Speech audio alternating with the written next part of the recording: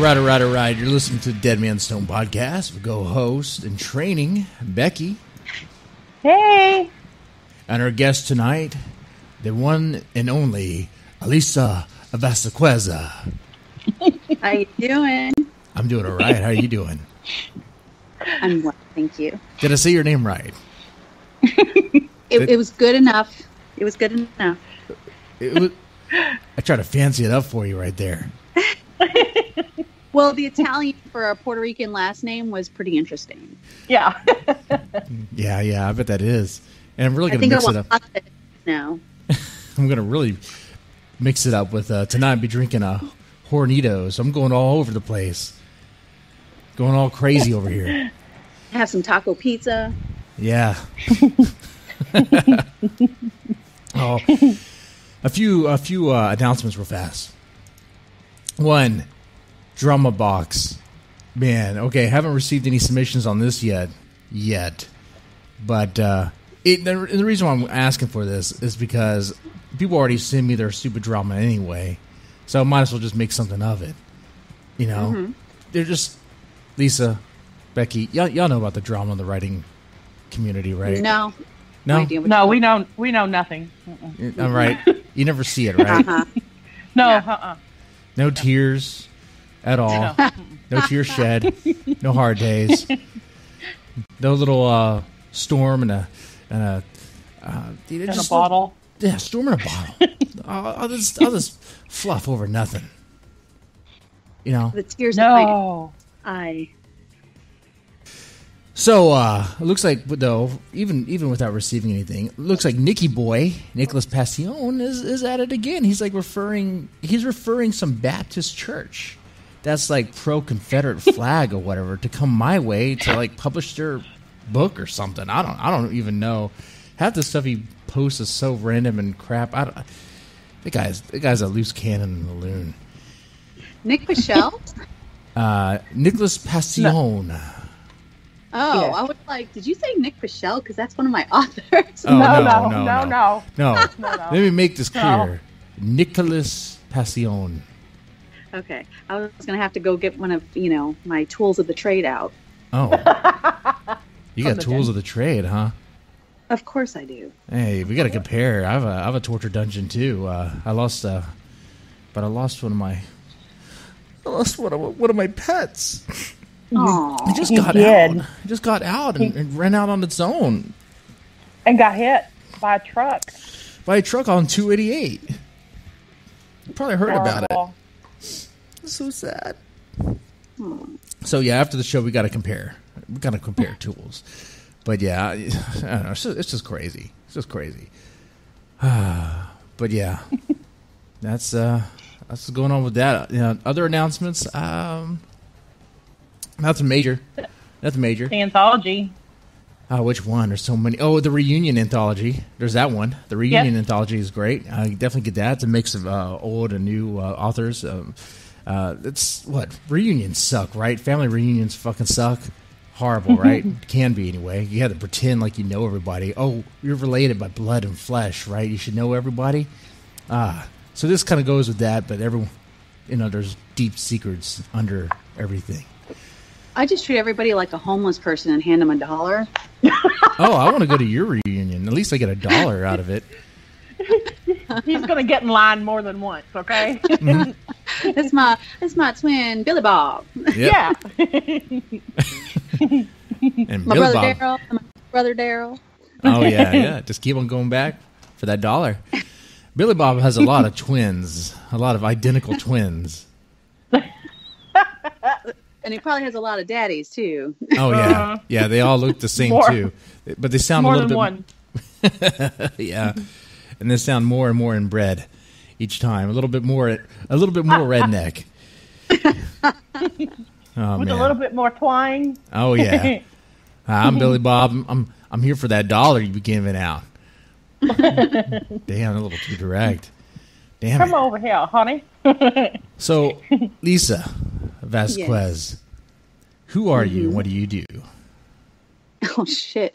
I don't know who I am. Every day I wake up and it's a new hat. So Right. I am the CEO of Stitch Smile Publications. I am a book cover designer. I am a mentor for authors. I do a little bit of everything, I think. Sometimes I cook. Sometimes I pretend I'm a mom. Okay. So yeah, I mean, I do a little bit of everything, and it revolves around the writing community, which is my passion. Okay. And as far as parenting goes, sometimes it is pretending, right? Come on, we're just trying to make things work. But we're just, I mean, at this point, a child's mind is a terrible thing not to fuck with. I mean, to be honest. Yeah. You actually might be Wednesday Addams. I'm telling you.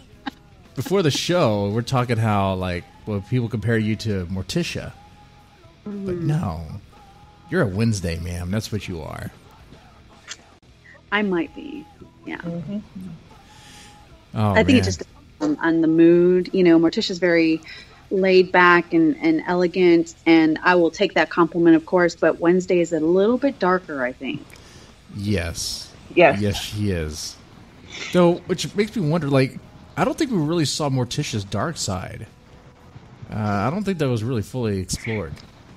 No, I think they did a good job of creating her as a loving parent, but she was just very dark and mysterious in that vampiric way. But Wednesday was twisted, and I loved her. Mm-hmm. Yeah, I was trying to kill her brother. Well, yeah, kill, torture, whatever. Oh, that sounds like me and my brother. What are you talking about? I mean, right? That's just growing up. That's siblings. We still do. What are you talking about? Shit. I mean, It happens. It's growing up. That's what that is. Okay. So it's survival of the fittest. Yeah, you gotta fight. You gotta fight. Fight. You gotta fight each other. Create a ring and fight each other. Look at that. Do you do that, Becky? Don't give him any ideas, or that'll happen. Oh man. Just establish dominance. That's what it's about. So. He said that I'm one of the only people that he's afraid of. So, Oh, wow. I have that. Well, look at that. So I take it, Lisa, that you know something about putting together a good cover. I'd like to think so. Sometimes I think I know what I'm talking about. I have been doing graphics for quite a long time. I can't draw worth a damn, so I figured I might do some graphics, and so I self-taught myself when back in the day there was role-playing and we wanted to do characters a certain way, and maybe they wanted blue eyes and a darker hair color, so I was like, well, I'm not going to pay someone else to do that for a role-play character, so I went and got Paint Shop Pro from Corel and decided that I was going to tinker with it. I had lots of time on my hands because I had little ones at home, so while they were napping I'd go and play around with it, and just here I am. I mean, I just started playing with it, and with that much experience of changing things to make these pictures to suit people's idea of what their character looks like, I think that helped me a lot when I'm talking to authors who are trying to convey what their story is and what their characters look like and what's happening. So I think having that background of role play, honestly, allowed me to dig in and say, okay, tell me what you want them to see, and ask them the questions that need to be asked for the cover that to them would feel more personal and custom. It makes beautiful covers too. Thank you. They really are. Yeah, I mean, I was looking at the cover for Unflashed. And so you did that cover on your own, right? Yeah, it's photo manipulation. So it's not my artwork, it's stock images, but I use photo manipulation to, give her the 3 different colored eyes and to change in tone to look more, dead, and, just color filters and things like that. Yeah. Well, that is a skill. I mean, of course, it's not the same as like drawing it from scratch or whatever, but it's still a skill. Because not everyone can do that. Not everyone can just open a Photoshop and photo manipulate to that level. Some people try to like... So not to that... I'm not saying that I'm the best, but what I'm saying is I started doing this in the indie world because I saw that people were putting out covers, and I thought, man, they just need a chance. And the cover is the first thing that people see, and it really does make a difference when people pick that book up or if they don't. So I, to get my foot in the door, that's how I started. I was like, well, let me help you. I've got this skill. You can help me by answering questions or, whatever. So that was my skill that I offered up. And I still, to this day, will do covers for a very low price because I want new authors to come in and say, I've paid $500, $600 for editing. I don't have anything left over for a cover. And their book never get picked up. And they never make money off of it. Yeah. Right. Well, there you are. There you are to help them.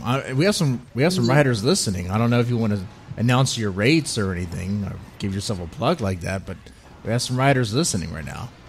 Well, they can go to Darque Halo. It's DARQUE Halo .com. So they can go there and look there. I believe I have my rates up there. If not, they can just send me a message and we'll talk about it. It's considering what the will rate it for pre-mades, which means that you're getting something that's already made. You don't get to customize it at all. I'm really comparable. Let's put it that way. And we have a question in the chat from Kelly Evans. She asks, Miss Munster or Matisha, who wins? So between Morticia and Miss Munster, Yes. definitely it would be Morticia. Right. Oh, okay. And why is that? I mean, she's got a dragon in the basement. Hello. I mean, Yeah, it's hard to beat Munster, that. Munster has Grandpa in the basement, so Yeah, he'd blow them all up. Yeah. I mean, Grandpa's funny, but I mean, oh shit. I think I was more scared of it than I was Grandpa. Yeah. Okay. And it has someone else in the chat, Desiree, who definitely commented on your covers, saying they do beautiful work. So look at that. Thanks. So how long have you been working with Stitch Smile Publications? It's been almost 4 years. 4 years now. Okay. Mm-hmm. Now tell me from the beginning, like what led you to this? Like why do this? So when I came into the writing world myself, I found that the lack of communication. So anytime I asked a question, you kind of got an answer that either didn't answer the question at all, or it was very vague, a lot of misinformation, because I think, especially in the indie world, they feel there's a lot of competition. So as I continued going through, I realized that it wasn't just that; it was a lot of drama and water under the bridge, and bridges burned and cities burned down because you help somebody out, and then they do something that there's a fallout, Yeah. and that happens a lot in the indie world. And to me, it's like, look, we're not in competition with each other. There are billions of people. There's millions of books, and we have avid readers who are, your book may not be their thing, so why not offer somebody else? And to me, it needed to be a community that needed to come together. So Yeah. I started asking questions and just wasn't getting satisfactory answers. I'm like, how is anybody supposed to come into this and know what to do correctly? And if you didn't do it correctly, you got shamed left and right. And I was like, okay, so that's not working. And so what I did was I contacted Mark Tufo, and he's the author of Zombie Fallout. For those of you who don't know, it's an amazing series. It's hilarious. And I contacted him and just praised him for his book, because while I was really sick, that was the only book, well, not the only book, that was one of the books that kind of cheered me up and kept me going. I was bedridden for 2 months. So I contacted him and I just said, yeah, I'm, enjoying your books, yada, yada. He was very friendly, very open. And I, told him I'm an aspiring writer. And, what would he advise me as an aspiring writer? And he was just like, learn what you can and, pitch in where you can and talk to as many people as you can. So I said, well, here's the deal. I, have these skills and I'm willing to help you. If I do that, will you answer a few questions for me? So I didn't want him to mentor me. I didn't want him to spend a whole lot of time with me. I just wanted him to answer questions for me. And he was like, well, heck yeah. So that's where it started. And then through him, I met Heath Stallcup, who is the author of Monster Squad series. And Heath Stallcup and I started talking, and I did a cover for him. And he said, I don't understand why you don't just do a publishing company. I'm like, dude, I don't even know how to get my foot in the door with writing, so there's no way I could do publishing. So again, it was just research, talking to other people. And then I interned at another indie press that had just started out. And I just devoured it. Like everything that I could think of learning, I did. And so once the year internship was over with them, I decided, you know what, I think I will try it. And then the rest is history. Wow. That's pretty cool. How many books do you have out now? I mean, total, do you know? I believe we have just over 30. Wow. Over 30 books? Mm-hmm. Wow. 30 books within 4 years? Yeah. All right. Man, so you guys are constantly churning out material. Now, how do you do that? How do you stay on top of that? Okay, so the first year, what happened was I started prepping There's Smile Publications in November to open the doors in January. And before November was up, I had 10 submissions. So I was like, I can't do this by myself. There's no way. So I got interns from Southern New Hampshire University who were in the editing and creative writing department. And that's good. Yeah. So I said, hey, I'll give them real life experience. I am open to teaching. I'm not going to hide anything from them. They want to learn anything from me. I will teach them whatever they want to learn. And so it was a test. I mean, you get interns and you get people in that do creative writing. That doesn't necessarily mean that they know the rules of the horror genre or dark fiction. So, there are rules for genre, and it was very hard at first. We struggled a lot. We got behind, and then I got a good team, and we just started knocking them out. So once I got a good team that was, I don't want to say the word trained. I want to say the word educated. Once they were educated and they knew what to do, and we decided through a lot of trial and error, like this is how we're going to do it. This is our schedule. Staying on top of meetings, staying on top of what people need to do. Getting the right people together and the right personalities together is key to success. And we got that. And then everything was a well-oiled machine. So I cannot complain. I have an amazing, fantastic family of people. That's good to hear. And what sort of hurdles did he have to overcome through this? So the first thing is when you have an intern, they're temporary. So you put all this time and effort into them, and then they're like, okay, well, my time's up. I'm moving on. Fantastic, because you want that. You want them to branch out and succeed in the area that they're looking at. The second thing would be that sometimes they just don't want to do the work because, interns either get paid very little or they don't get paid during that time. Just depends on their area, what they're doing.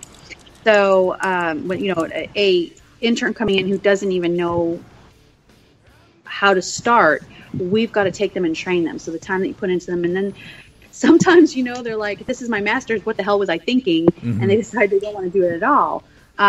So that, and then of course you have authors who are very difficult to work with. I mean, let's face it, we're writers and we're temperamental, we're artists. So, getting the right personalities together with editors as well is very hard. So, and doing it online is probably another hurdle that I would say is really hard to overcome because you're talking about people who don't translate what's being said over the internet. And then of course, So do you find that to be a problem where, like, if you're trying to tell something, say something to someone via text or whatever, message or whatever, it's not coming across right. It's like if I were to just talk to you in person or over the phone, you would understand what I'm saying, but you got offended over what I, over some email or something.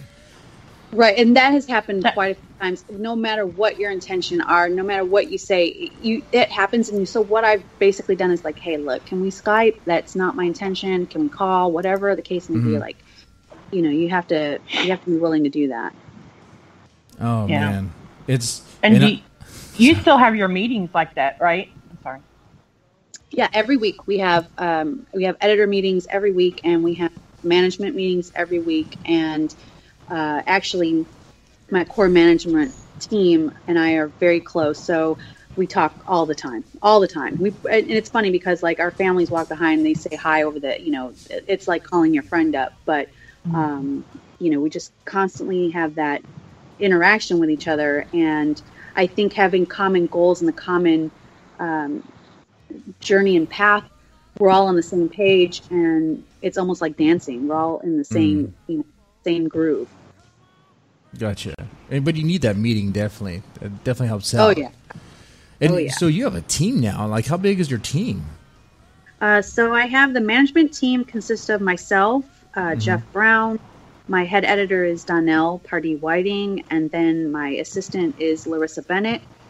And then Donnell's assistant is Tara. And so that's the core management team. Oh, and then, of course, Jeff's wife has just come on board with distribution. So that's all. Nice. And yeah, she's an amazing help. And then we have our main editors. Of course, Larissa does editing as well. I have Deanna Cooley, who's been with us almost the entire time. Lance is on hiatus right now, Lance Fling.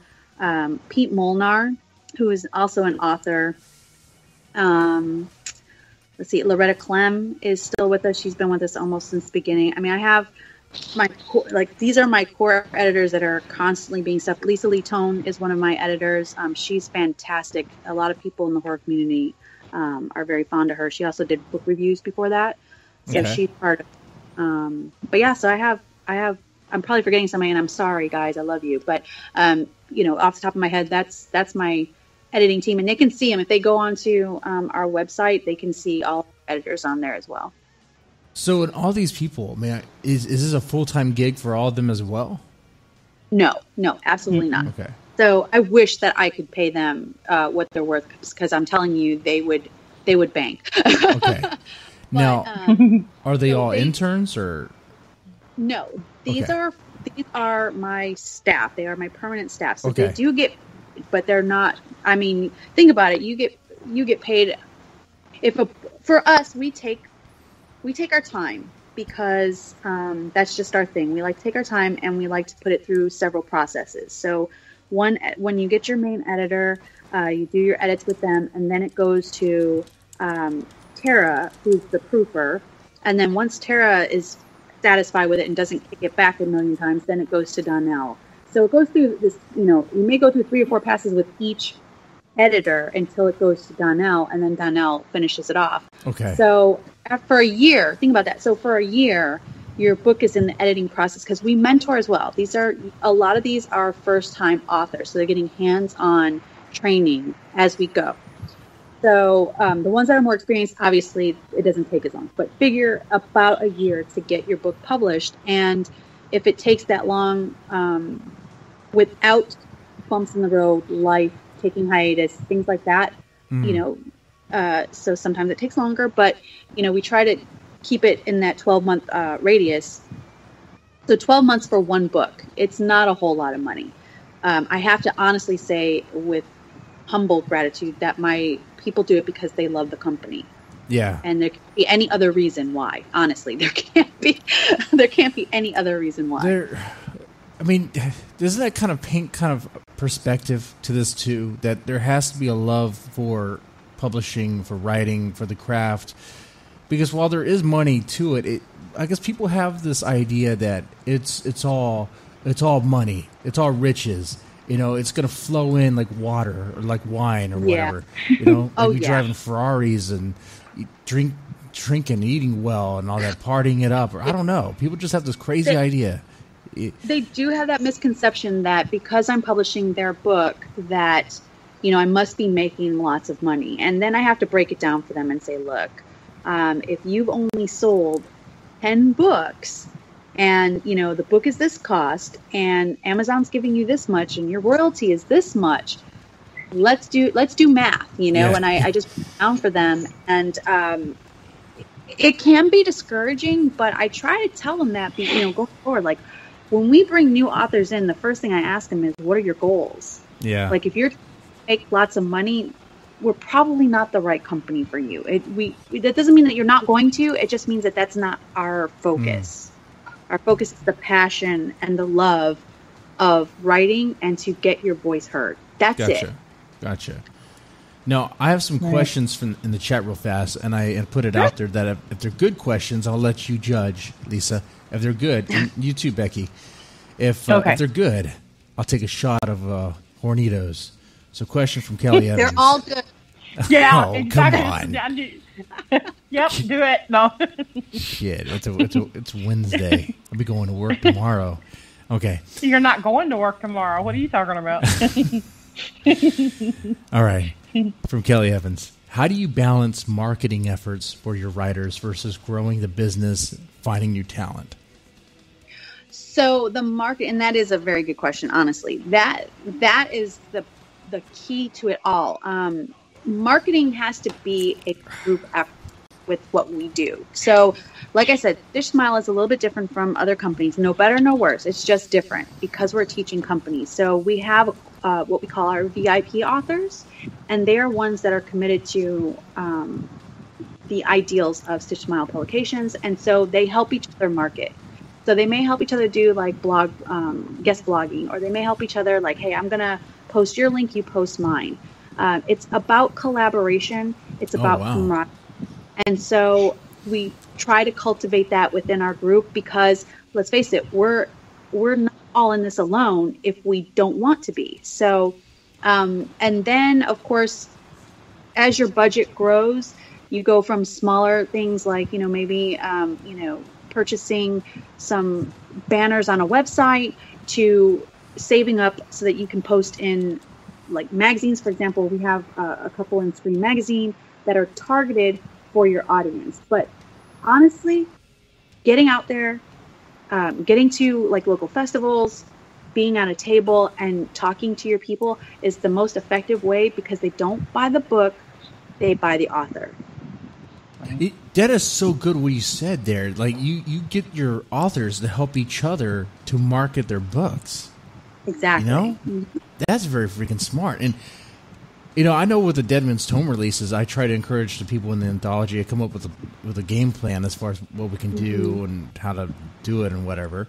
Some do, some don't. But that it sounds like you actually talk to them like almost have like you call them up via Skype and talk to everybody and let them know this and that, or well, it's all from the start. You have to start that way because they know the expectation. You know what I mean? And we still have some do it as much as others, and they do what they can. So everybody gives in a different way. Okay. As long as they're helping somehow, just all you have to do is retweet it. All you have to do is share it. As long as they're doing that, they help with the release parties. They do things like that. And again, we're not for everybody. Some people don't want to do that, and that's okay. It's just how we do it, and it seems to work for us.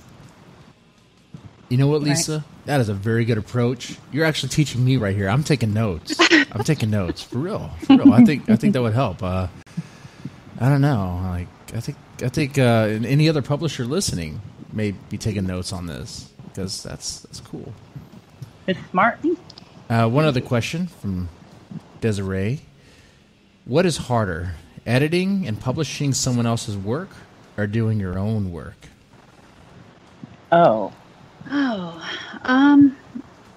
Harder. I think each one of them has merits of being difficult. For me, I think,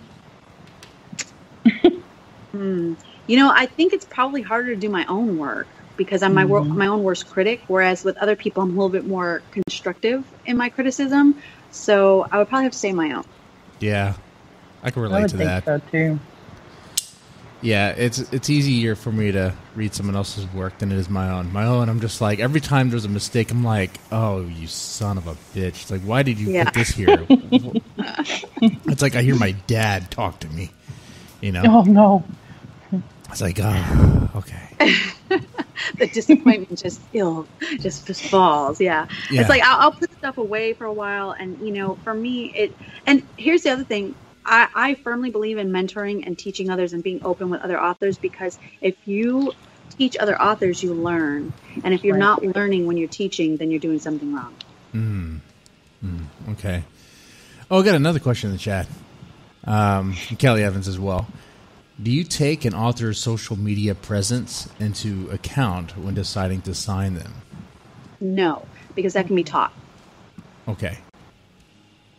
So if they're like, I don't know, posting dick pics all the time or weenie jokes and stuff, but they just, but they're a great writer. Like what do? You like, hey man, can you like purge your Twitter real fast? Because I probably would have them be mentored on being a professional. You know, I'd be like, what's your goal here? Do you want to ostracize, your audience, or do you want a broader audience? Because if you want a broader audience, you need to put the dicks away. I'm sorry, Right. Save that for your pet life. I know, but Twitter's probably not the best option for that.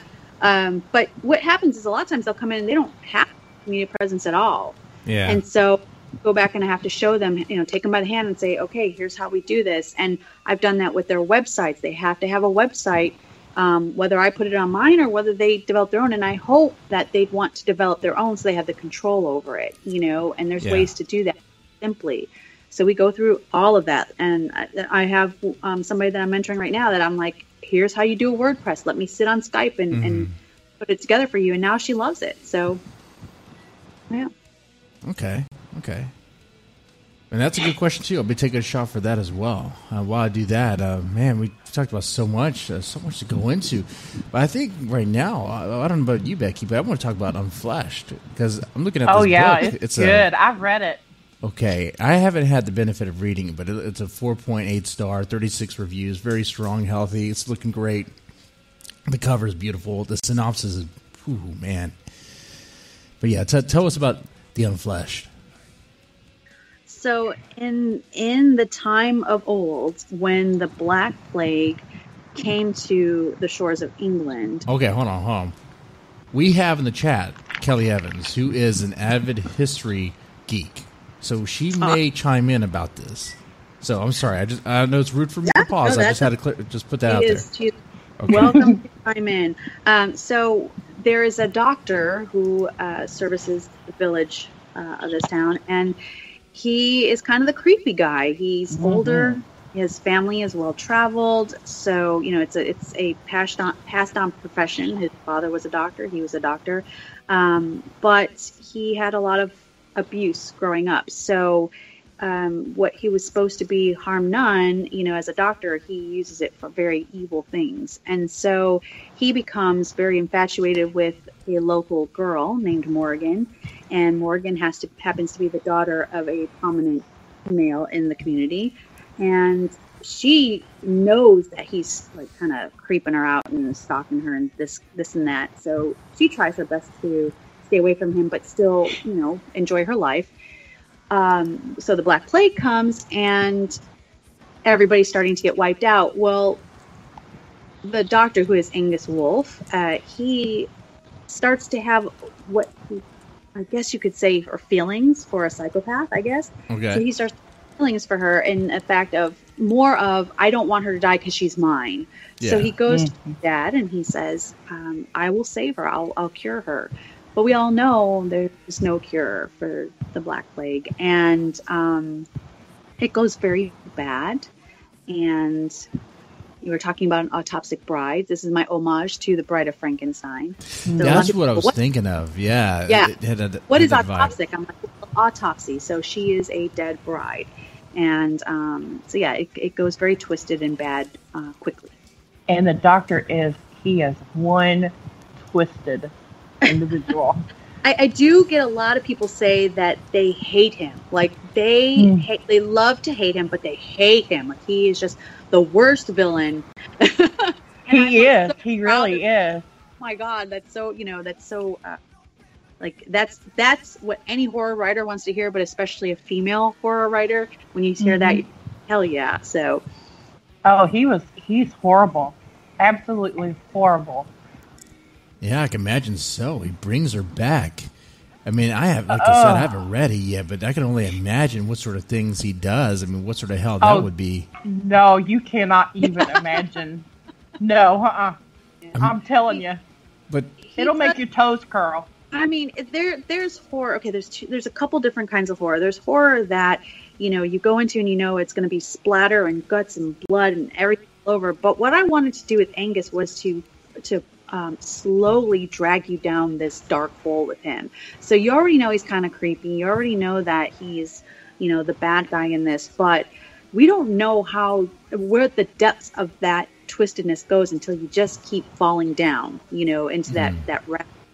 So slowly, my intention was, and slowly I would, reveal a little bit worse. And now you're talking about, back then they would isolate the doctors once they visited, people that were afflicted with this disease. So he would be isolated, and the isolation would make him even worse.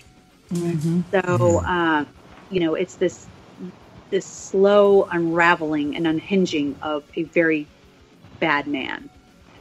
Oh, yes.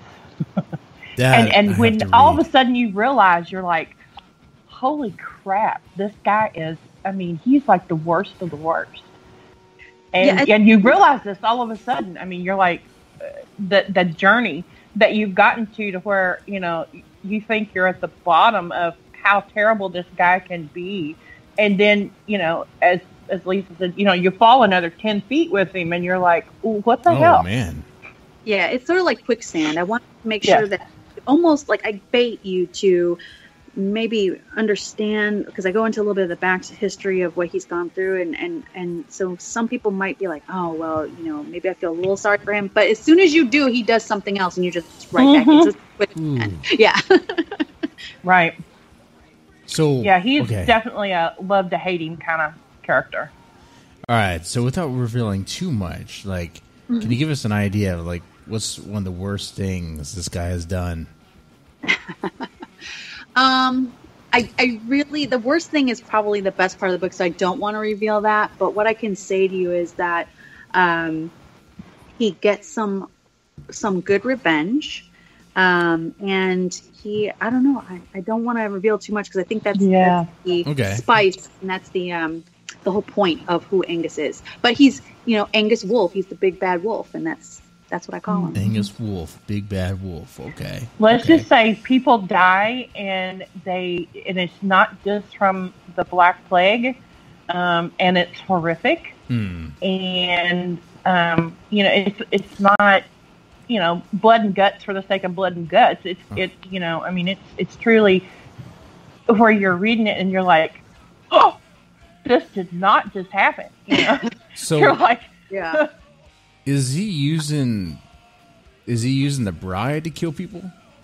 No. So I can tell you that way. It's a little element of Jack the Ripper. So he basically is taking other body parts when hers decay. And so he's needing fresh body parts for that. So, but remember, this doesn't work. Okay. Right. He's kind of delusional in the fact that he thinks this is going to work, but it doesn't. So it's not like one of those stories where you're like, okay, now he's found a way to do this. No, it doesn't. And that's why she's the autopsy bride. But see, here's the twist in the story. The story is that she thinks he's horrible this whole time. He's ugly. She doesn't like him. He's creepy, and he's just enamored with her. And then it starts to twist around. So we never know who the real monster is in the story. And there is a good twist in the book. So is it in her perspective? No. Okay. No. But okay, I got you now. Because that'd be trippy. I don't know how you would write that in her perspective. If the next book will be in her perspective. Oh man! Ooh, next book, I like this. That's a good challenge right there. So he's going around doing all these heinous things for the body parts and all that. It's like Frankenstein, kind of like the Reanimator. But all right, but except it doesn't work. It's kind of like a failed attempt. He's going down a rabbit hole, but it's delusional and all that. Okay. Yeah, he thinks she's gorgeous. He thinks she's beautiful. She's a beautiful girl in the village, and he doesn't see what he's doing to her until it's too late. You see what I mean?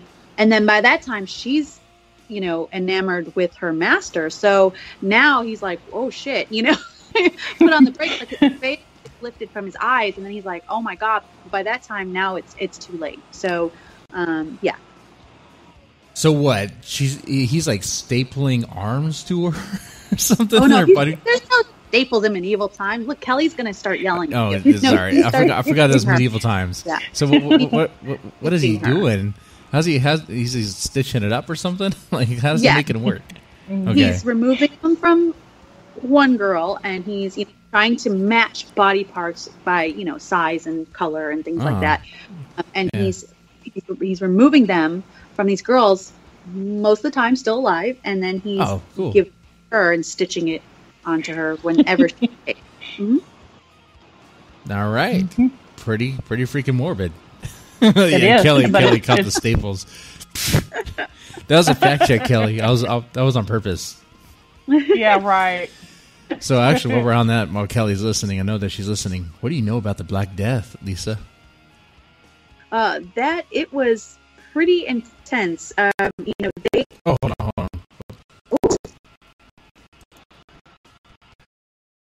All right, sorry about that. That's pretty too. That's that was weird. Okay, almost like with the knife. Wee, wee, wee. Yeah, I know, right? It's like the stream the stream got hacked. Okay. So the best thing about it is that back in the day, I mean, they did have some knowledge. Well, see, Angus traveled a lot, so he'd been to Egypt and things like that, where they had a lot more knowledge than the simple town of of England. So he had a better sense of what was going on than most people. But they would use like humors and things like that. So they would go by the smell of the urine or the color of the urine and things like that. But they would bleed people, and they did not understand the concept of that this was either airborne or spread by rats or the fleas on rats or things like that. So they had a very limited knowledge of this. And I think some people, and I guess I can say this because it's not really giving too much away. I think that some people got it the way that I wrote it, is that he had this advanced knowledge way before his time. And when he died, with him, because he used to carry, of course, his notes. So when he died, the notes went with him. So nobody knew how to combat it until we had, the next round of it. So all these things that they would do, like they would put these long masks, and they would have they would coat it in like oils and animal fats and whatnot. They had herbs and everything. Yeah, they had the right idea. Like they're like, okay, you can't touch nothing, and right. they would have herbs in the long beak, in the snout of it, and give them lung cancer. But they had the right idea. They were trying to burn out these germs, and they were trying to keep whatever it was in the air away. Yeah. And so, however archaic it was very, it was a horrible thing. They would have these giant, pus bubbles and things like that. And pretty nasty stuff. And bleed and, blood from orifice and all that kind of stuff. So yeah, it was a very terrible thing to go through. Oh yeah. I can imagine. But I mean, the imagery of the masks that they would try to wear to try to fight it. I mean, it looks cool, but they're creepy.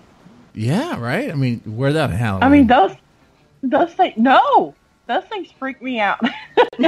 You know what? I think I might just wear that for Halloween. That's what I'm going to do. I'm going to wear that. I'm going to go as a mix of Slenderman and that. Like, what do you call that mask? What is that mask called? The Plague Doctor mask. Yeah, okay. Plague Doctor mask. Yeah. I wear that. So do not send me pictures. I actually had a guy that you'll meet at Scary Dad's. He's actually the local Houston Vampire King, and it's Michael Lockmill. And yes, and he dressed up as the Plague Doctor for Trader's Village Comic Con for me. Wait a second! And wow! Yeah, there are pictures on my Facebook of us dressed up together, and so he did an excellent job. I think the Scary Dad's guy told me about this guy because I told him about an episode where we talked to real life vampires, and we're like, "Oh, there's some real life vampires here in Houston." I was like, "Oh, okay." There are. Well, I got to bring one into the lab. I got to bring one to the studio so we can talk to him in person. Michael Lockmill is if you go on my Facebook, you'll see him. He's one of my friends. He's actually one of our authors, and he's doing a fiction book on the Tao of vampirism. And he has been on several shows talking about being a vampire in Houston. Wow. Okay, I have some questions here in the chat. One, I have a comment from Kelly Evans. The masks weren't used during the 1348 plague. They were used in 1666. They had a version of the masks in the 1300s, yes. So it's not the same version as the one that was used in the later plague, but they did have versions of it. It just wasn't, it was very rudimentary. And again, we're talking about creative license that they had, that Angus had knowledge of these things that he had gotten from his worldwide. And they had knowledge of things that, again, simple England did not. So It was different versions of them that they had, and they were more creepy in my book. Oh, wow. Okay. Actually, anybody has seen Depeche Mode. Depeche Mode has these really creepy kind of plague doctor looking things. So I really got my inspiration from that. They were like these walking beak bird thingies. And so I thought those are the creepiest things ever. But so I kind of combined the two. So again, in my book, he had the knowledge and then it died with him. So that's why nobody knew how to combat it. And then that's when the later one came. That's when they found his book and they started to combat it. I see. Okay. That's pretty cool. I have another one from Mike Lane. Where do you pull the inspiration for your characters? And how much of yourself do you put into them as well, especially when dealing with a dark character like Angus? Yeah, how much of you is an Angus? No comment. I kill you, and in Angus style. But every single character that I write about is probably a small fragment of me. I think that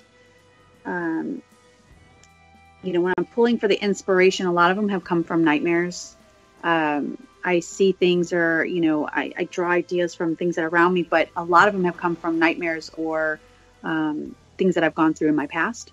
So in order to make them things that I can deal with or confront, then I change the story so that I have the power over them. Gotcha. Right. Like a creepy boyfriend? No, I was always the creepy one. Oh, that's right. You are the Wednesday Addams. Right.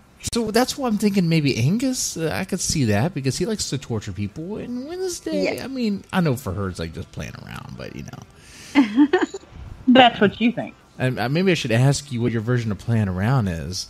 What sort of games did you play when you were a kid? So we did a lot of pretend things because my dad was very creative.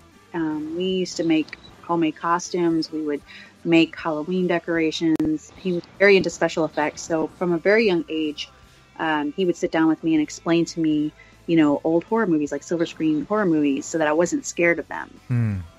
And so that might have been, it might have been a good thing. It might have been a bad thing because I wasn't scared of them. So, Gotcha. Okay. Okay. Another question from Desiree. Is it better to, and this will go back to the whole censorship thing, or I guess how you behave on Twitter and social media. Is it better to censor yourself to draw in a wider audience, or write true to yourself and accept a smaller audience? Here's the thing. You don't know what your audience is. I have people read my books that I really didn't expect to read my books. So, I look like your average corporate person when I'm out on the street and doing certain things. So I can walk around in a nice suit. I can look like, Miss Sally who works in the office, and you don't know who I am. Okay. But here's the thing. A lot of people, like I said, they buy the author. They have conversations with the author. They talk to the author. And if you are just constantly being offensive for no reason, like some of the things I say are pretty offensive, but I don't do it to isolate or ostracize a certain, part of society. So, I'm not talking about somebody's politics, religion, things like that. I will give my opinions sometimes, but honestly, it's like any workplace, those things should remain out of it unless you have like a cause, if that makes sense. Now, I'm not saying that can't talk about politics. And I'm not saying you can't express your opinions. What I'm saying is that this is your profession, this is your money, this is your livelihood, then you might want to reconsider. Yeah. And sometimes, people see like let's say like Stephen King, for example, like mention Trump and all that. It's sort of like, wait a second, he's doing it, so like, why can't I do it? Or like, what happens when I do it? Because Stephen King can shit out a book and anybody will publish it. That's why. That's true. Right. That's true. And millions of people will read it regardless. It doesn't matter what he says. But don't forget, he lost a lot of fans because of his opinions as well. And it may not make a difference to him because he gets royalties and he gets all this stuff, but that's an established author. That's somebody who, I have never seen Stephen King get so upset that he's attacking people on Twitter. I've never seen that. Right. So for me, it's like, this is something that he's passionate about. For example, I post stuff about if you kill elephants, I don't want any part of you and you can fuck off. So to me, there's people that are like, oh, well, hunting and this, and you're going against hunting. You know what? No, it has nothing to do with that. If you want to hunt for your purposes, that's fine. Just keep it out of my face. You know what I mean? So there are things you can be true to yourself about without shoving in other people's faces. It's like, I'm happy that you're selling your LuLaRoe, but I don't want to see you, pulling me into 4 different groups and asking me to buy it all the time. Same thing with your book. I hear that. Right. I hear that. Yeah, and that's a whole other conversation too. The whole trophy hunting thing too. I heard things about that as well. Like certain parts in Africa where they actually, you pay to go there to hunt. It's like it's a business over there. It's a business model that they have. Right. And if they're not, if that business didn't exist, and more poachers would be over there, just killing, probably even do more damage. But I don't know. It's crazy. Anyway. It is. It's senseless. There's no reason for it. I need to take shots for these questions now. So while I do this, Becky.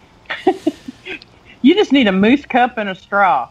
Yeah, because Kelly's calling me out. I'm assuming Jesse's taking a shot for each question. I owe 3 shots right now. So let me... 3? 3, 4, 5? How many was that? You can't count? Not anymore. We'll say 3. We'll say 3. Okay. Yeah. Look at that. 3. All right. So, which one of your characters in the Unfleshed is your favorite? Angus. Okay. I kind of figured that he was. And I can see why he is too. Regardless of the fact that he's creepy and whatever, he's very smart. Mm-hmm. Very. I don't want him to be my doctor, though. Yeah, I think what I wanted to do was balance it out. That he is this highly intelligent person, but he has a weakness, and the weakness is his own ego, but also Morgan. So it balances out. We can all. It's like Hannibal Lecter. He had this. He could barely be caught. But he did get caught up with certain Clarice. things. His ego, and of course Clarice. So right. So I know that you have another book that came out before The Unfleshed, didn't you? Mm-hmm. And that one is called, tell me because I forgot. That's The Unsaintly. Okay. And you've re-released that one, is that correct? Not yet. Not yet. Well, so the funny story with that is I did a prologue. So it's a very short prologue of the characters in the story, the backstory of The Unsaintly. And I wrote a long book. I was with a different publisher.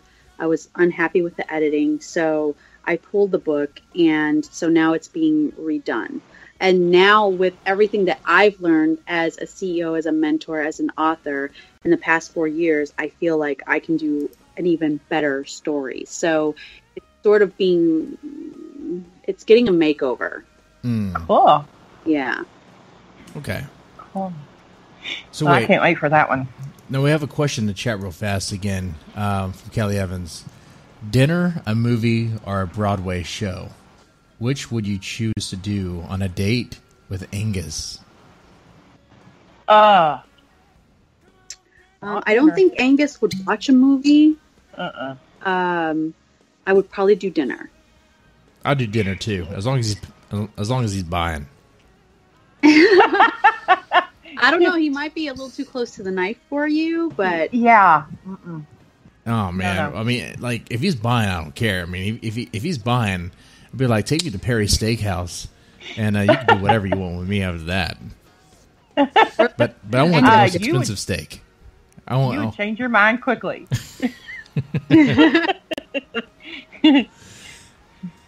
Oh man. So besides writing, do you have any other creative talents besides? I mean, we know you make book covers and you like that. But, talents. Wow. You have a lot. I don't know. Like I it's so weird when people ask me that because I really am like I don't know. I play video games, so sometimes I play a good video game. Oh yeah, what game? I play Neverwinter. Oh, nice. Okay. I'm a Healy and a rogue, so I'm pretty good healer. So I do that. I think probably. I honestly couldn't answer it because my whole life right now is all about. I mean, I dance. I'm a good dancer, so I've been dancing since I was little. I do. Believe it or not, I actually do great makeovers. So I used to work for a prominent makeup company, and one of my talents was I could get anybody to sit down and get them to do a makeover. Cool. Wait, did you say any dude? Well, I could do too. Well, I bet you she could too. Yeah, I'd probably sit down. I don't know. I know you're stuck. You would. I'd probably sit down. Maybe you will like Gary does. Maybe. Oh, I want a picture of pink sparkly eyeshadow and long purple lashes. I'll do his makeup like Mimi, you know? Do that. That'd be beautiful. I'll bring all the people to my booth to be buying my books. Right. Buy my books. Yep. Oh man. I'm selling them online. You can have half, Lisa. All right. I'll get them printed. We'll sell them. Half. Are there and everything.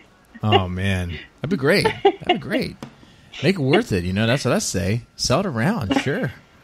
I wouldn't be ashamed. Lord. I'll be like, I'll just go with it. He would too. Good luck embarrassing me. Yeah, well, we forgot to tell you that you're wearing a skirt and heels too. Oh well, I'll make it worth it. There you go. I'll own it. I'll do it. Oh, one thing I wanted to ask you about, because you said you've been mentoring writers. Mm-hmm. Well, how's that going? I mean, I can kind of understand how you got into it, but man, that must be pretty hard, especially managing writers' egos and things like that. No, here's the thing. In order to mentor somebody, you got to be honest, number one, and they've got to be able to respect that. So there's always that. I cannot tell you, and I cannot stress it enough, that you have to have initial conversations with people, and you have to say, here's the deal, okay? I'm going to be honest with you. I'm going to, I'll build you up, but I have to be honest with you, or what's the point? Why are you doing this in our time? So I always get the first 5 pages of what they want me to read or what they're working on, and I sort of assess it from there. And so once I do that, then we go through, I have 5 questions that I ask them. And then I say, okay, so here's what I have to tell you about it. And do you still want to do this? Right. Give them the option. If they feel like I'm being too hard, if I feel like they're not committed enough, then it's not worth it to me to invest the time in somebody who's just looking for another person to tell them how awesome they are. Yeah. Right. And if they can't take corrective criticism, you don't want to deal with them. Right. Exactly. And I respect that you're not dropping names or anything like that. That's good, too. That's good. Right. And I know it sounds kind of weird, especially in the beginning of the show, I announced the second episode where we announced the drama box. Even with that, we wouldn't be announcing names. I don't have any interest in doing that. And the only reason why I kind of shout at Nicholas Passion is because he's like the village troll. Everyone knows who he is, just about. And if you don't want to. They make them self-public, so at that point everybody knows, and what are you doing at that point except addressing it? I think for me, first of all, when there's drama, it's nobody else's business, okay? Mm-hmm. And you keep it to yourself because things get patched up. Yep. And things change, and then you've created a whole nother level of drama, like, oh, well, I thought you were on my side, or, oh, I thought, you hated that person, so I hated them too. It's like, man, it's between me and that person or entity or business or whatever. So, to me, I have too much to worry about and too much on my plate that if I can worry about drama, I'm not doing my job. Yeah, like the cliques that people form, man, that's so dumb. I think it's natural for people to want to form cliques because, we always want somebody that we feel like we don't want to be that lone person standing in the middle of the room. Mm-hmm. Right. And you don't want to go to prom by yourself. So I think cliques are natural, but there are ways to build teamwork and collaboration. And there's always going to be, it's like siblings. There's always going to be, some kind of spat or disagreement. It's how you handle it that makes the biggest. Yeah, makes sense. That's good. Okay. So what attracted you to writing horror? When I was younger, again, I done this so many times, but when I was younger, my dad was in special effects and he loved horror movies. I think I was the son he didn't have until he had his son. So I just took to it. I don't know.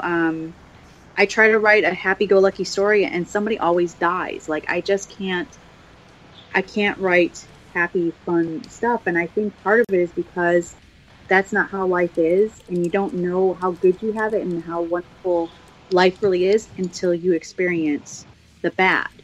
Right. So, all this stuff about, romance, if that's your thing, that's your thing. That's great. But I've never known, of all the people I've known, I've never known anybody to be this, frumpy secretary and fall in love with a millionaire. I've not seen it. So It's unrealistic to me, whereas horror is very realistic. And the most horrible monsters are humans. So to me, horror was a way for me to exercise the darkness that I faced every day. It was a way for me to confront inner demons. It was a way for me to establish power over things that I never had power over. So, I was bullied when I was very young. Some other abuse happened. And so for me, it was like, once I got to a certain age and I had control, and once I got to a certain age and I had a voice, I decided those bad things will never happen to me again. And writing was a way for me to sort it all out and to exercise those demons and those voices that were going on in my life. Cool. That makes sense. It does. Have you ever considered not writing? Well, just give it up? Yeah, just quit. I'm tired of it. I'm not going to do it anymore. No, I don't think that's ever been an option for me because I didn't really go into it and be like, I'm going to be a writer. That never happened. I think I just started writing and it all just fell into place. And I think that's when you know what your calling is. Agreed. Yeah, that's a good point right there. Like you just sort of kind of like it is your calling. Like you can't give it up. It's you. Just like how you wouldn't be able to just give up this business. So think about it. When you're young and somebody's like, oh, do you want to join this baseball team? You're like, oh, yeah, I will. Or they watch football or they watch a dancer and they're like, I'm going to be a dancer. I don't really know a lot of writers that start off and go, I'm going to be a writer. I think they just start off writing or doing a little piece or doing something and they realize, my God, this is it. This is what I want to do. And sometimes for me, it was, I would just write little things like we would role play and I would write backstories and I would write little stories that would go along with my character. I never considered myself a writer until I wrote my first book. And I was like, oh, I'm a writer. Yeah. Do you have a favorite time of day to write? So it used to be at night, of course, right? It used to be at night, and then life happened, and so most of my free time is in the morning. And also, like I was telling you, a lot of them come from my dreams. So I wake up and it'll be like 4:00 in the morning, and I'm like, oh, I got an idea. And so I just roll over and start either typing or writing down my little book. So it changed, and I think it just came with life and all the things that go on. Oh, so you sleep with like a pad and pen next to your bed, huh? My tablet, my pad, my pen, my pencil. I look like I have another office next to my bed. That's a sign of a writer right there. That's how you know. Absolutely. And that's something about just about all writers. Like whether you're writing jokes or as a comedian or you're writing scripts or whatever, you hear it from various podcasts, various interviews that they keep a pad and pen nearby. Yeah. At least that. It's like Jeff and I always make fun of each other and talk about this, is that, there's so many voices in our head. Like there's just so many voices in our head. So it's like, in order for them to get out, you've got to get them out. You got to write down. So if you're writing down your ideas, and I just watched something that he did. He did I guess like a panel or a talk. And he was talking about how he'll be working on something, and then he'll be like, oh my God, I have this idea. So he'll stop and then go and write it down, the idea, so that he can get back to what he was writing. That is so relatable to me. I'm like, yes, that's me, because at any given time I have like 5 tabs in my Word going at all times. Wow. Man. I'd have them so mixed up it wasn't funny. There is no way. If you could read only one writer's books and stories for the rest of your life, who would it be? Oh, wow.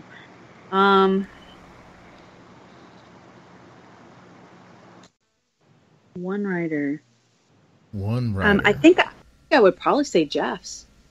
Jeff has such a diverse range of what I know. I sound like a fangirl, but I really am. I mean, I love his writing. He has such a diverse range. Like one minute you're reading Corey's Way, and Corey's Way is this kind of a young boy and coming of age story. Yeah, and you have Dredging Up Memories, which is you think it's about zombies, but it's really not. It's about isolation and depression and alcoholism and things like that. You read Voices, and it's all these different voices that are coming out of him. And then you have A Stitch of Madness, which is 3 different levels of insanity. So all of this is coming from one person, and I think I would have enough to read for every mood if I read Jeff Brown, who's AJ Brown. Right. I agree with that. That's good. I like how you put that there. That's a good pick. Mm-hmm. Yeah. And I can see that. Yeah, and it works well. You have something for every mood. Look at that. Right. So you can't get just tired of it. Like I like a few of Anne Rice's books, but I couldn't just read her forever. I mean, she only has like a few that I like, and then it's kind of like, oh, okay, what's this? Come on. Anne Rice is still the queen. Hail to the queen. Oh, she because is. I'm not saying she's not.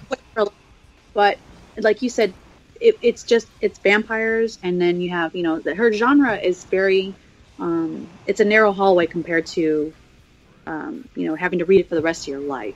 Yeah, you know what I mean? Like for example, Thomas Harris and Hannibal books are my favorite. They're fanned out. They look like I dropped them in the puddles and all that, but I could not read it for the rest of my life. I'd have to have some other stimulation of interest.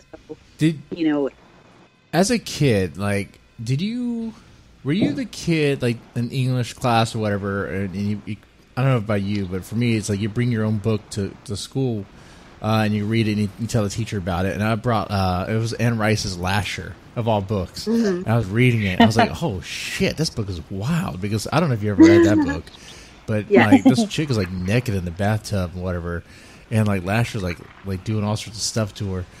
And I'm like trying to tell the teacher what's happening. I'm like, okay, so this guy is like, looks like he's like looking her down there, and all this stuff was happening, and I'm just, I'm like, did you ever have a moment like that?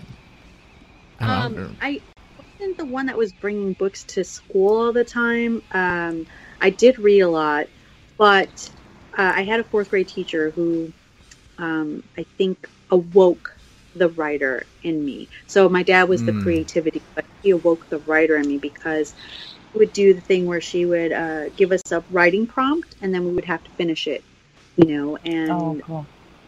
I was the coolest girl in the fourth grade class because all the other girls were like writing foofy, bunny farts, and I was writing sci-fi and monsters and creature horror and things like that. So everybody wanted to talk to me because of that, and because I was in fourth grade and had boobs. But that's besides the point. So it's like a win-win. It's a win-win. Yeah, I was like boobs and personality. I was the mainstream queen back then, so they were like, "Oh, that's she's so cool and she's got boobies."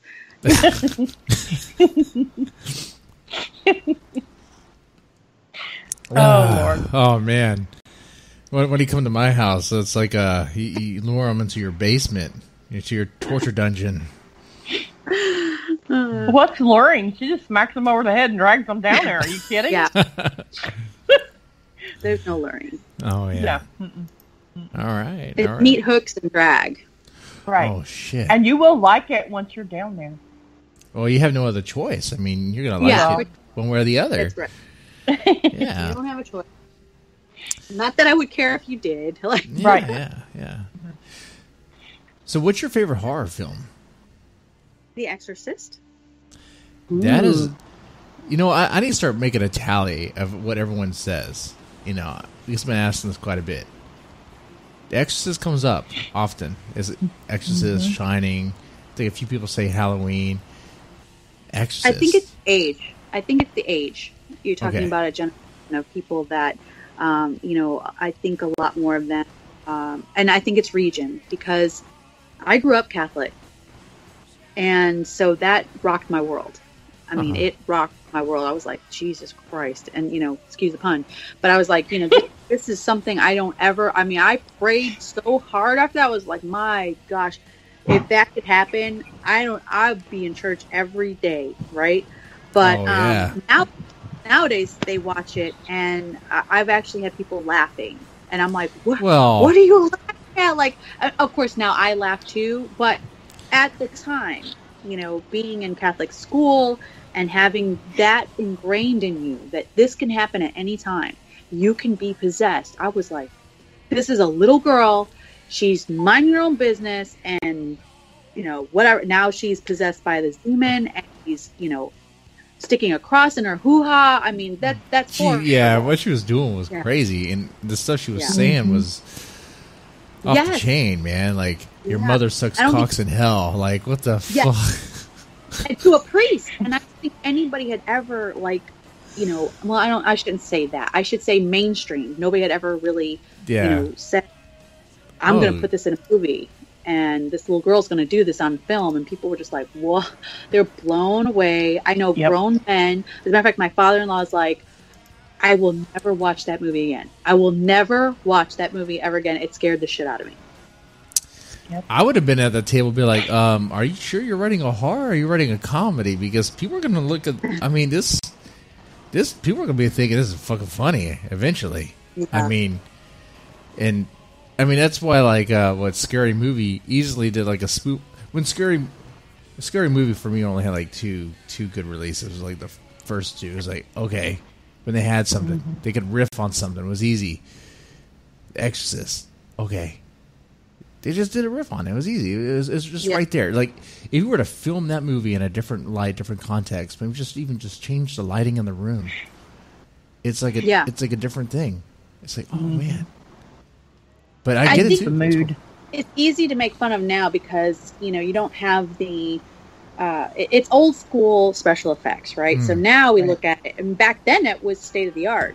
Yeah. And you were like, I've never seen anything like this before. She's freaking, walking backwards down the stairs. I mean, screw that. Like, no. But now you look at it and you're like, oh. And I think, like I said, it's an age group. You know, it's an age, it's a region, it's you know, a lot of Catholics were like, whoa. It's that, I think it was, okay, so what I think it is that anticipation, the writing of it was the anticipation leading up to that.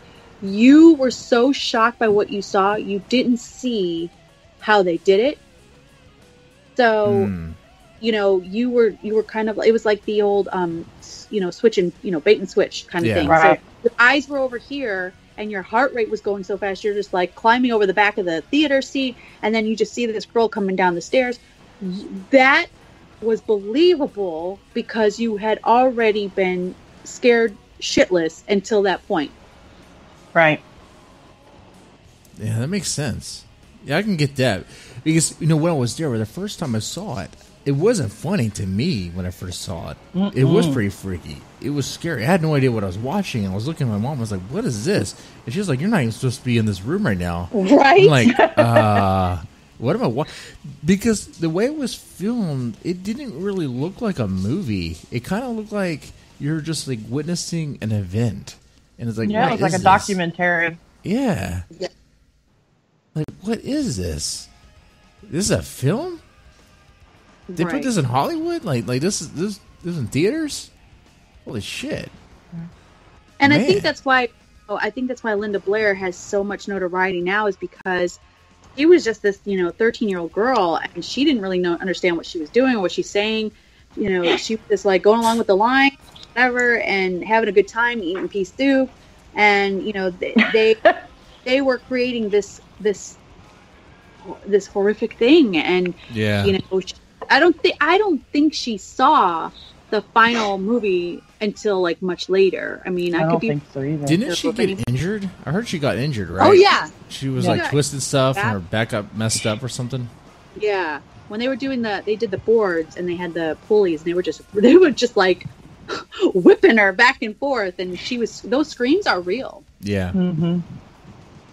Yeah, she probably got, you know, she could probably sue for like, you know, probably not now, statute of limitations or whatever over there in California. I don't know what the laws are.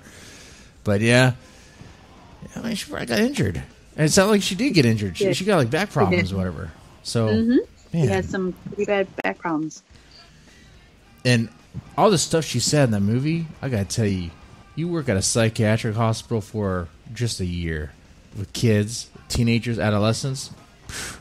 The stuff they say to you just because they're mad, man, it's nothing. Oh, I can't imagine. That's why now that movie's a comedy to me. Because now I'm listening to it, I'm like, oh, man, that's nothing. Shit. That's like a Tuesday for me.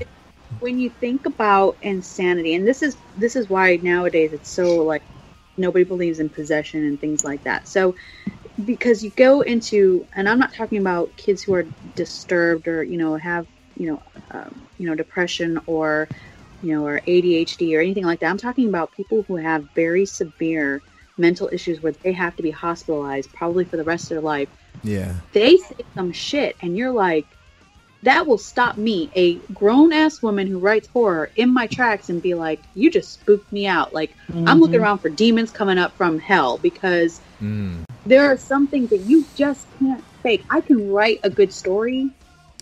I can write some scary stuff, but I can't make up what they see in their mind's eye and what they perceive reality to be. I can't make that up. Yeah, I can't emulate that, you know? And I kind of felt that way too when I worked there, man. It was crazy. They say all sorts of crazy shit. That's crazy stuff. And then you put them in a seclusion room, they're there doing whatever they do. And I'm sitting there thinking, you know, in their perspective, I'm probably the bad guy here because we put them back there in a smaller room where they're kind of all by themselves. But in their head, they're like this demon or this angel or something, or they're on this grand mission. I don't know, man. It's crazy stuff what they would say. Didn't make any sense. Yeah, and the sad thing is with the drugs that are available to them now, they get locked in their own head in that scary world. And I remember when the synthetic marijuana came out, there was a kid in the hospital that was locked in that world for a week. Yeah. I'm like, this destroying their minds, their underdeveloped minds. So take the imagination of a child. Okay, like, you know, we can be creative adults, but the imagination of a child is vast. Oh man, Lisa, that is so real. That is so real. And then you take these drugs and you lock them in this world. It's like, you know what it reminds me of? It reminds me of Carol Ann going to the other side. Mm-hmm. You know, and he's like, don't go into light. No, go into light. No, go. And she's got these things chasing them, and they are locked in this mind. And you know, with their scope of imagination, it's got to be the most terrifying thing in the world. Well, I bet. It's like, I would think that would be kind of like having the sleep paralysis, where, you know, you can't wake up, you can't move, you can't get away from it. You know, you're just stuck, and you know, there's nothing you can do. Exactly, and sometimes you can't breathe. Right. I cannot imagine. Yeah, and like I said, from experience, Lisa, what you said is very true. I mean, there's kids that were psychotic. I mean, like schizophrenia, where they were like screaming at people that they don't see, but they claim to see. But when you talk to them when they're cogent, when you talk to them when they're calm, because I mean, this is a full-time job. I mean, you're talking to these clients day in, day out, right? You talk to them, they're calm and cool. You're just like, hey man, what's going on with this? Like, what's going on? Like, have you always been like this? And he's like, no. He talked how he smoked, well, I think they called it fry or something. It was like weed soaked in embalming fluid or whatever. I was like, oh, man, what is this? What's that stuff? Come on, man. But the synthetic marijuana, that stuff is crazy too. It's just a chemical. I don't even know why they call it synthetic marijuana. That's a bad label. It's not even anything close to marijuana. It's like just some chemical that they spray on potpourri that people smoke. Yeah. Oh man, I've seen some pretty frightening things with the drugs that are available to our children nowadays. I mean, people are like, "Oh, weed's natural." I'm like, okay. Okay, and this is not, I won't say whether or not, you know, everybody's got their own decision. I think that of all the things like alcohol and you know, cigarettes have, you know, over 5,000 chemicals in them. If your worst vice is weed, give them the real weed, please. Stop giving our children chemicals. Don't worry, Lisa. I'll say it. I'll say it on the show. Know, I firmly believe that it should be legalized. Yeah. If it was legalized, they would be smoking synthetic shit, you know? Exactly. Right. You know what? They're not drinking and driving. They're not, you know, I mean, it's, if anything. The worst thing they're going to do is eat. Well, they're going to be chill, right? They're just going to be chill. Right. You know, everything can be an addiction. People are addicted to gambling. They're addicted to sex. They're addicted to, you know, whatever. Yeah. Video game. Yeah. They're addicted to, you know, all kinds of things. And I feel like you can't control all that, but what we can do is control chemicals that don't need to be, like, you know, we can control the chemical that's in my freaking French fries. You can control the chemicals that my kids are putting in their face, you know? Right.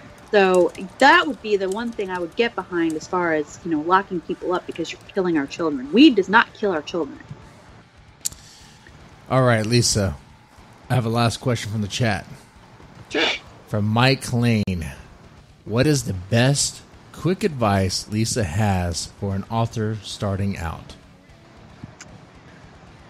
So I don't know if I have last quick advice. I actually just posted this earlier today, so I will pull it up for you really fast before we go. Okay.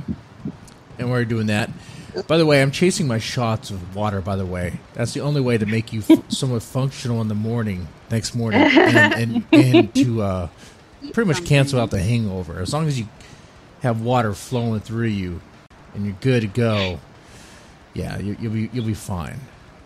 Okay, so here's my advice then, is to keep your goals in front of you. Never look back, but keep in mind what you've learned. Stay strong. Anything worth having is worth the work. Breathe. You've got this. Stay humble. Know your strengths. Be confident in your skill, but remember to stay grounded. Pay it back. Give, keep, and cultivate. Love what you do. Be passionate about where you'll end up. Let go of the heavy baggage. The journey is hard enough without carrying negativity on your shoulders. Okay. And I said, these words are my temple walls, and if you tell yourself no lies, the truth will become your reality. Very nicely said. You know, Lisa, I'm impressed. I'm like thoroughly impressed. No, seriously, I'm not shitting you. Like I say this as I feel like I just been playing around with Deadman's Tome. Listening to you, I like having people who are other publishers. I want to get Eddie from Unnerving on here too. And yeah, definitely. Talk to you and pretty much not. I don't want to use the phrase "get schooled," but like get perspective, because you know why I do what I do. I'm pretty much in my lane doing what I do, and I don't know what you do. And then I talk to you and I learn. I'm like, oh man, I need to think about some things, self-reflect, or reevaluate certain things that I do, I guess. I think you need to surround yourself by people that have the common goal. You know what I mean?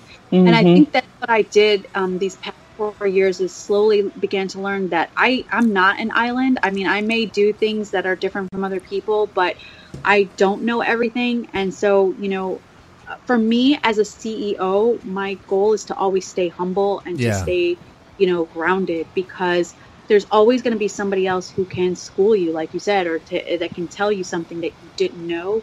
Mm-hmm. And I surround my life with everything is a learning experience. So whether it's you know, relationships or this, or you know, painting or dancing or whatever, I always want to learn something. It has to be worth my time, so I got to learn something from it. If you surround yourself by people who have that common goal, and you surround yourself by people who take what they do seriously, yes, you should have fun. We cut up all the time, every week in our meetings, but we love what we do and we're serious about it. Like this is it. This is what we're going to do, and this will make us full-time editors, authors, whatever. Keep the goal in front of you. Keep the goal in front of you. Yeah. Okay. I like that. And you've had some of your authors have been on the show before. I know one particular, the Dark Bard, right? He was published through. Yes. Mm-hmm. And he was James on. Matthew. Yeah. And he was on with Kelly Evans. He was on twice. Great. I will tell you a little secret. Oh yeah. He at Scary Dads. No way. He's gonna be a Scary Dads? Yes, he is. All right. I get to meet the Dark Bard in person. He better be in the costume. He better be dressed as the Dark Bard. All right. Well, he's going to be probably dressed as Bengala, who's his next character right now. Okay. That's cool. Did you listen to that episode, by the way, where him and Kelly Evans were on, talk about medieval stuff? And yes, man, I did. It was like a match made. It was like, holy heck. It took a week to listen to the whole thing because of interruptions and time, but I listened to every single minute of it. I was so proud of him, because I think that was his first podcast. If I'm not mistaken. He did fantastic for his first. I mean, the only thing bad about it was, I mean, I guess the call quality, but I can't really fix that. But and didn't you have Ezekiel Kincaid? That name does not ring a bell. It probably wasn't me. Probably someone else. But yeah, I thought. But I wouldn't object to it. If you haven't, Ezekiel Kincaid is a he is a pastor turned horror writer. That already sounds good. Okay. Yeah. Mm-hmm. The end. Is he still a pastor? Yes. Okay. Yeah. See, now I'm curious how he balances horror with Jesus. Oh yes, and let me tell you, he blows me away.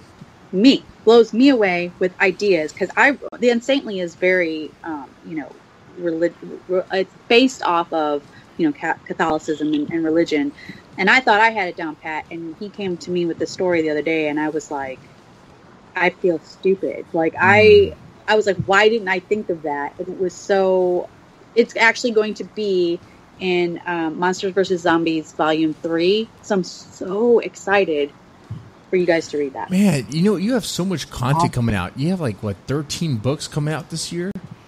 Yeah. That by the end of the year. And then we release in spring, and then we have a break, and we're releasing for fall again. Look, in this short amount of time, we didn't even have enough time to really talk about all the books that are coming out. You mentioned Monsters vs. Zombies. Monsters vs. Zombies or Monsters vs. Vampires?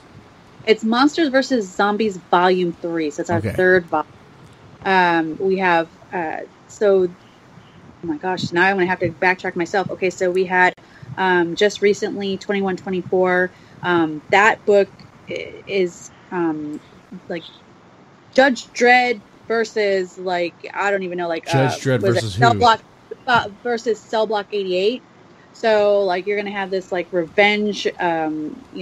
It's very, very deep. Wait. Can y'all do that? Isn't Judge Dredd No. I'm saying it's story style. Story style. Okay. Yeah, I'm not gonna rat you guys out. I'll be like, okay. No. I didn't hear it. The story style. If you were to take Judge Dredd and match and have a love child with Cell Block 88, you'd have this story. Yeah.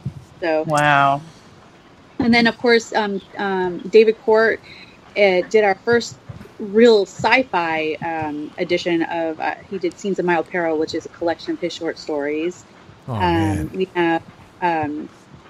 Of course, James Matthew Byers just released his next poetry book, which is Voyeurs and Vultures. We have so many going on right now. We have Lance Fling is putting out his book. Jason Morton's putting out his dark poetry. Jason Morton's poetry is very dark. He uses that to combat his things going on. So I see. We have Humanity's Hope, which is our young adult. So we have some young adult in there.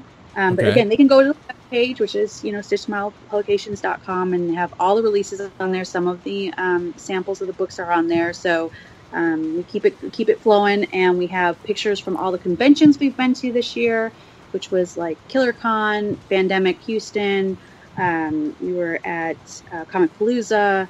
We do panels, we do tables, et cetera, et cetera, et cetera. So next one will be Scary Dads with you on September 20th. I'm excited about that. About that, man. I can't wait. It'd be great.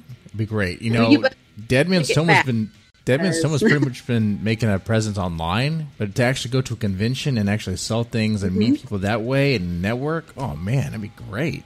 If you want my advice to you, it would be go to conventions. Oh, hell yeah. Mm-hmm. Well, I agree. That's what I have to start doing. You won't regret it. You will have a blast. You will get. Just this year alone, since I started doing it, I was doing Traders Village Comic Con. I did that was a very small one, but it's grown exponentially. And just from that, two and a half years ago, about 2.5 years ago, I have customers that were there who saw me there that will follow me. And see me wherever. They were going to the convention anyway. I'm not saying they followed me specifically, but they'll come and see me and say, I want another book. I read your books, and we remember you. Well, now with this talk, now I'm wondering if I even have enough merchandise or enough stuff for that convention. I'll find out. I know it's just a day. No, you'll be fine. I went to my first one with 3 books. Right. Wow. I don't remember how many I took, but I took quite a few. Well, but mine was 3 Becky, days. I might need you. I might need you to go there and start tackling people and be like, buy my book. Honey, I can sell anything. Nah. Yeah, you just need it. Remember, they're buying you, not the book. That's right. That's right. Well, Lisa, it's been great. I know October we're going to have what we call October Blitz, where every day there's an episode. There's ways to make that happen. It's a little bit pre-recorded and all that stuff. Got to make it happen. Mm-hmm. But gonna need a lot of guests. So if you have authors that work with you that want some want some attention, don't hesitate to let them know. I would really like it if you maybe shine the spotlight on some editors, and I know my editors would be more than happy to come on and talk to you. That'd be good to get an editor's perspective. I haven't done that yet, so that'd be good. All right. Oh yeah! All right. Send them. We'll put them on the calendar. Well, ladies and gentlemen, if you enjoyed this episode, press the heart button right there in Spreaker. It means a lot. And share to someone. Maybe share to a family member or someone else, a friend, someone else who likes to read horror. Share in a Facebook group. Do that. It might be the same Facebook group I share in. Who knows? But sharing is caring. If you don't share, you don't care. That's what I say. So with that said, y'all take it easy. Night. Good night.